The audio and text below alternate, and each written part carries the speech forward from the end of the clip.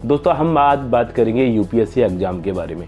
UPSC exam में हम जानेंगे उन महत्वपूर्ण टॉपिक को जो हमारे लिए और उन युवाओं के लिए सबसे महत्वपूर्ण है जो यूपीएससी की तैयारी कर रहे हैं, जो यूपीएससी की तैयारी करते समय क्या क्या उनके साथ होता है, किस प्रकार की जीवन होता है उनका, किस प्रकार से उनका जीवन सफल होता है, किस प्रकार से उनके जीवन में ऐसे दिन आते हैं कि कहीं ना कहीं यूपीएससी करने के दौरान वो ना घर के रहते हैं ना घाट के रहते हैं।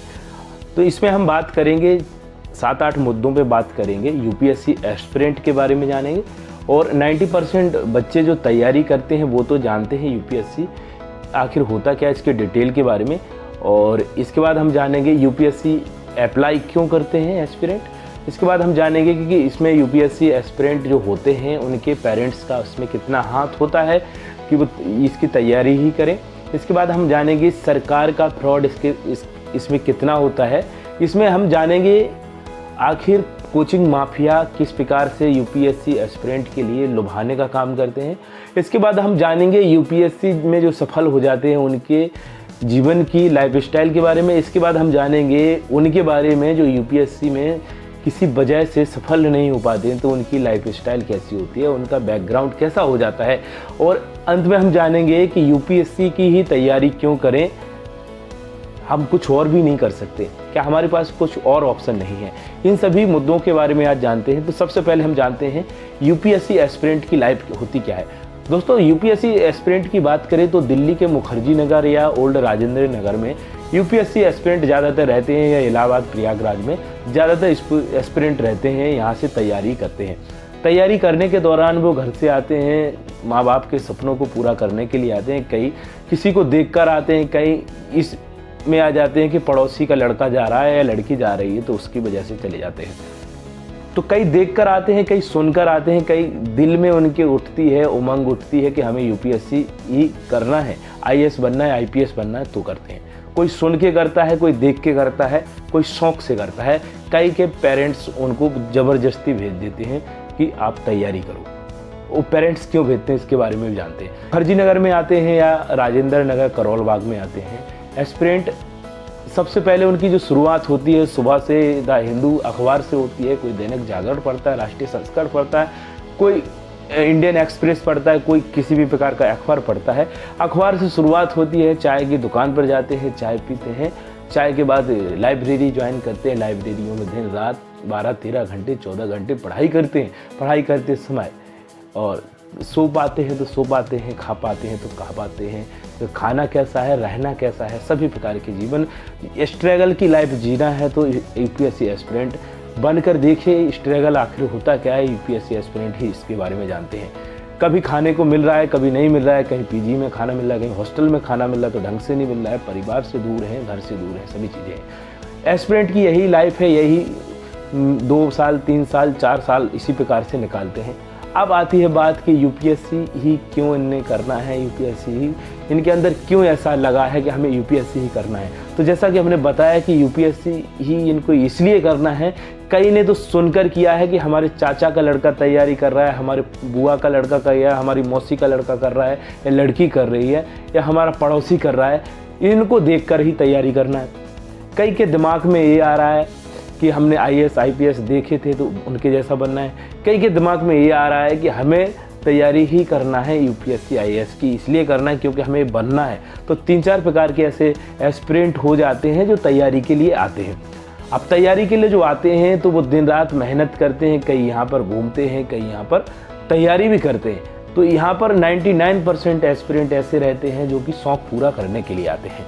शौक़ पूरा करने के लिए आते हैं, 3-4 साल तैयारी करते हैं। तैयारी के दौरान उनके साथ होता क्या है, सभी प्रकार की वो चीज़ें हो जाती हैं जो उनको अनुभव करना चाहिए। सफल और असफल सभी प्रकार के एस्पिरेंट देखते हैं। 99% स्टूडेंट का तो यही है कि वो असफल ही हो जाते हैं, क्योंकि इसमें जो रोल है वैकेंसी का, सबसे बड़ा रोल है वैकेंसी का। वैकेंसी ही इतनी कम आती हैं कि आप 11 लाख 10 लाख आपकी अप्लाई फॉर्म होते हैं, और जिसमें से वैकेंसी की बात करें 1000 के आसपास वैकेंसी रहती है, 1000 से ज़्यादा हो जाती है, 1000 से कम भी हो जाती है, जिसमें आपका 0.01% सिलेक्शन होने का चांस रहता है एक व्यक्ति का। अब जब तो यहाँ पे पॉसिबिलिटी बहुत कम है जो सिलेक्शन हो पाने की है। इस उम्मीद में तैयारी करते रहते हैं कि अब इनकी उम्मीद कैसे जगती है। तैयारी के दौरान 1000 वैकेंसी है, फिर भी इनकी तैयारी कैसे होती है, कैसे ये मोटिवेट होते हैं। तो मोटिवेट होते हैं माफियों के द्वारा, कोचिंग माफिया, जिस प्रकार से माफिया का काम करते हैं कोचिंग वाले। इन लोगों को माफिया का इसलिए बोला जाना चाहिए क्योंकि जो कोचिंग की फीस है वो 1 लाख से लेकर के 2.5 लाख 3 लाख कोचिंग की फीस है। अब इनके लिए मोटिवेट का काम करने का काम करते हैं लोग। जब ये एक बार इसमें अप्लाई करते हैं तो प्री नहीं हो पाता है, दूसरी बार करते हैं तो मेंस नहीं हो पाता है, प्री नहीं हो पाता है, तीसरी बार करते हैं, चौथी बार करते हैं। फिर कई ऐसे एस्पिरेंट हैं जो तैयारी करते हैं इस समय अपनी कोचिंग ले लेते हैं। कई ऐसे हैं कि सेल्फ स्टडी करते हैं, सेल्फ स्टडी टाइम करते इस समय वो कोचिंग नहीं लेते हैं, वो इसके बाद कोचिंग लेते हैं। 2-3 बार जब सफल नहीं हो पाते फिर कोचिंग में जाते हैं, कोचिंग में दाखिला लेते हैं। कोचिंग में जब जिस प्रकार के वीडियो उनके चलाए जाते हैं, 1000 बंदों में से बात करें, उनमें से ही इंटरव्यू के लिए बुला लिया जाता है। उन्हीं बच्चों का सिलेक्शन जिनका होता है उनको इनके बारे में बताया जाता है, इंट्रो बताया जाता है, एडवर्टाइज चलता है उनका। जब बच्चों का माइंड वॉश कर देते हैं, जब इन बच्चों का ये माइंड वॉश कर देते हैं, इस प्रकार से उनको इसी ओर धकेल देते हैं कि आपको ये करना ही है, चाहे सफल हो पाए या नहीं हो पाए। कोचिंग उनका 4-5-6 साल इसी में बर्बाद हो जाता है और उनका एक प्रकार से माइंड वॉश करके यूपीएससी में ही धकेल दिया जाता है कि भैया आपको ये करना है और आपके द्वारा ही ये हो पाना है। तो क्यों हो पाना है, क्यों करना है? क्योंकि इनकी मोटी कमाई जो हो रही है कोचिंग वालों की, वो सिर्फ यूपीएससी एस्पिरेंट के द्वारा ही होती है। जो मोटी कमाई होती है वो होती है इन एस्पिरेंट के द्वारा ही। एस्पिरेंट मोटी रकम देते हैं और इन तैयारी यहाँ पे करते हैं। अब उसमें से सफल कितने हो पाते हैं, कितने नहीं हो पाते हैं, वो तो आपको रेशियो पता ही हो गया कि 10 लाख 11 लाख अप्लाई करते हैं। जिसमें वैकेंसी की बात करें तो वैकेंसी कम से कम रहती है आपकी 1000 के आसपास। जब 1000 के आसपास वैकेंसी रहती है तो इसमें आपका 0.01% भी होने का चांस नहीं है। 0.01% होने का चांस नहीं है। इतना सफल होने की आपकी इसमें प्रायिकता है। तो आप सोच सकते हैं कि किस प्रकार से आपका माइंड वॉश करना है। अब इनका एक दायित्व बन जाता है, कर्तव्य बन जाता है कि किस प्रकार से आपका माइंड वॉश करें ताकि आप इसी लाइन पे अड़े रहें, कोई और कुछ नहीं कर पाएँ। तो करते हैं 1 साल कोचिंग का लिए, इसके बाद अगली साल कोचिंग के लिए भी आप अप्लाई कर देते हैं। बहुत सारे स्टूडेंट होते हैं जो डबल कोचिंग भी कर लेते हैं कि इस बार नहीं हो पाया तो अगली बार देंगे। कोई डबल कोचिंग की बात करें, एक कोचिंग से नहीं हुआ दूसरे कोचिंग में भी ज्वाइन कर लेते हैं। बहुत सारे ऐसे स्टूडेंट होते हैं इनका माइंड वॉश किया जाता है। माइंड वॉश और सफल होने की बात करें, सफल वही होते हैं जो वाकई में दिल से, उनके उमंग से, उनके अंदर से, वो अंतरात्मा से वो फीलिंग आती है कि हमें यूपीएससी करना ही है और करते हैं। वो कोचिंग के ऊपर डिपेंड नहीं रहते, खुद के ऊपर डिपेंड रहते, कितनी कड़ी मेहनत करते हैं। मेहनत करने के बाद यदि उनका हो ही जाता है तो भैया वो रियल केस है। और इतना भी पॉजिटिव रहना 2 साल 3 साल 4 साल है नहीं इंसान के बस की जो इतना कर सके। करने की बात करें तो करने के लिए करने वाले ही इसको करते हैं। लेकिन यूपीएससी ही क्यों करते हैं, क्या कारण है? अब बात आ जाती है कि आपके पेरेंट्स जो हैं यूपीएससी के लिए ही क्यों आपको भेजते हैं। उनकी एक उम्मीद होती है कि पड़ोसी के लड़के को 10 लाख 20 लाख रुपए जो दहेज में मिला था, वो दहेज में यदि मेरा बेटा आईएएस आईपीएस बन जाएगा तो पता चला 50 लाख 1 करोड़ रुपए भी बेटे को शादी में मिलेंगे, जिससे उनका रुतबा बन जाएगा। बाप ने बहुत साधारण जिंदगी जी है, माँ बाप ने बहुत साधारण जिंदगी जी है। बेटे से उम्मीद है कि बड़ा अफसर बन के हमारा नाम रोशन करेगा। अब बड़ा नाम रोशन करेगा बेटा, तो नाम रोशन करने के लिए अब बेटे की जो ज़िंदगी है पेरेंट्स दांव पर लगा देते हैं। उसकी काबिलियत नहीं देखते हैं कि बेटा कितने पानी में है, इसकी क्या गहराई है, तैयारी कैसे कर पाएगा। अब बेटे ने 10वीं 12वीं में चाहे वो 33% पास करके ही पास किया हो एग्ज़ाम, लेकिन उसमें बोला भी जाता है यूपीएससी में कि आपको सिर्फ पास होना चाहिए, 3rd डिवीज़न भी पास होना चाहिए ग्रेजुएशन आपका, तो अप्लाई कर सकते हैं। तो इसमें सभी ऐसे व्यक्ति आ जाते हैं जो जिसको तैयारी करना है या नहीं करना है, बस अप्लाई कर देते हैं। तैयारी के लिए उनके पेरेंट्स उनको भेज देते हैं सिर्फ साको कि उनका बेटा उम्मीद के साथ तैयारी करेगा। उनका रहता है कि हर एक पेरेंट्स का रहता है कि हमारा बेटा उम्मीद के साथ तैयारी करने जाएगा, वहाँ पे दिल्ली में जाएगा या कहीं पे भी जाएगा, बड़े शहर में तैयारी के लिए उनकी उम्मीद रहती है। लेकिन बेटे उनकी उम्मीद को, कई बेटे बेटियां जो खरा नहीं उतार पाती हैं, उनके सपनों को दूर कर देती हैं। कई माँ बाप की बात करें, उनकी सिर्फ ये रहती है कि हमारा बेटा हमारा नाम रोशन कर देगा, अभी आम जिंदगी रही है हमारी, तो सिर्फ माँ बाप इसीलिए भेजते हैं कि हमारा नाम रोशन कर दे बेटा या बेटी। तो अब बच्चे की जिम्मेदारी ये आती है कि नाम रोशन उनको कब कर पाना है, या यूपीएससी से ही करेगा या कुछ और करके ही करेगा, तो पेरेंट्स इसलिए भेजते हैं। अब इसमें बात करें सरकार का कहाँ तक इसमें हाथ है कि यूपीएससी की इतनी कम वैकेंसी क्यों निकाली जाती है। तो दोस्तों, यूपीएससी की इतनी कम वैकेंसी की बात करें 2005 से लेकर के अभी तक की जो रिकॉर्ड देखें तो 2010 तक जो वैकेंसी की बात करें 500 से 700 के बीच आती रही। 2010 से लेकर के 2021-22 की बात करें तो वैकेंसी जो रही 1000 के आसपास रही हैं। जब 1000 के आसपास आपकी 10 साल से वैकेंसी रही, एक पूरे दशक से ही रही हैं, तो कहीं ना कहीं कारण इसमें ये है कि ज़्यादातर युवा इसी में फंसे रहेंगे, और युवा जब तैयारी करते हैं तो युवा बेरोजगार अपने को मानते नहीं हैं। बेरोजगार नहीं मानते हैं, तैयारी वो करते हैं 3 साल 4 साल युवा जब तैयारी करेंगे, एसएससी चाहे यूपीएससी जो भी, तो उसमें ज़्यादातर युवा तैयारी के दौरान फंसे रहेंगे, रोजगार की बात नहीं करेंगे, बेरोजगारी की वो बात नहीं करेंगे। सरकार उनको दबाने के लिए, सरकार उनके मुंह बंद करने के लिए इस प्रकार की चीज़ें करती है, ताकि जितने भी युवा हैं वो इसी तैयारी में लगे रहें। रेशियो इतना कम बना के रखो, सिलेक्शन इतने कम का हो ताकि वो रोजगार तक पहुँचे ही नहीं। यदि रोजगार ज़्यादा को मिलने लगेगा तो जब अप्लाई जो फॉर्म करते हैं, फॉर्म भरते हैं, तो उससे भी जो अर्निंग होती है सरकार को, उसी की सैलरी के बेस पे उनको दे दिया जाता है। यदि ज़्यादा का इसमें सिलेक्शन होगा तो कहाँ से दिया जाएगा। ये सब चीज़ें देखी जाती हैं, ये सब मैनेजमेंट देखा जाता है, सरकार का ये फ्रॉड रहता है इसमें। कम वैकेंसी की बात करें, वैकेंसी का सिर्फ यही कारण है कि ज़्यादातर रोजगार मांगने वाले युवा फ्री ना हो जाएं। अब उनसे जब पूछा जाता है कि आप करते क्या हैं, तो कोई जॉब करते हैं, बोलते हैं नहीं। बेरोजगार हैं, बोलते हैं नहीं। फिर क्या करते हैं, बोलते हैं यूपीएससी की तैयारी करते हैं। यूपीएससी एस्पिरेंट हमेशा अपने आप को ना ही रोजगार के लिए मानता है, ना ही बेरोजगार मानता है। बीच में ऐसा मानता है, जो नाव जो बीच के बीच फंस जाती है, उसमें पूछा जाता है कि आप नाव में हैं, तो बोलता है हाँ, और इस पार हो तो बोलता है ना उस पार है, ना इस पार है, बीच में है।